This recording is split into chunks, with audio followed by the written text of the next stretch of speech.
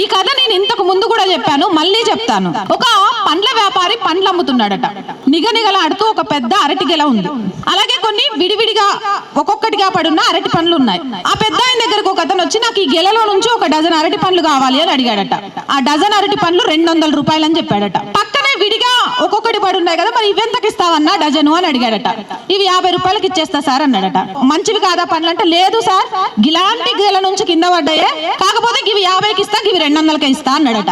ఎందుకన్నా అంటే, సార్ మీరు రాగానే నిగనిగలాడుతున్న గెలను చూసిండ్రా, ఇక్కడ కింద విడివిడిగా పడున్న అరటి పండ్లను చూసిండ్రా అని అడిగిందట. కాదు, నిగనిగలాడుతున్న గెల మాత్రమే నాకు కనబడ్డది, అందుకే దాన్నే నేను ముందు చూసినా, ఎంత పైసలైనా దానికే పెడదాం అనుకున్నా అన్నాడట.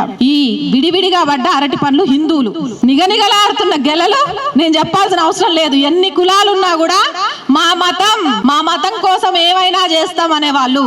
కానీ నిగనిగలాడుతూ ఉండే అరటి గెలలా ఉండాల్సిన హిందువులు కులాల వారిగా విడిపోయి ఒకరినొకరు దూషించుకుంటూ హిందుత్వాన్ని సమాజంలో చంపేస్తున్నారు.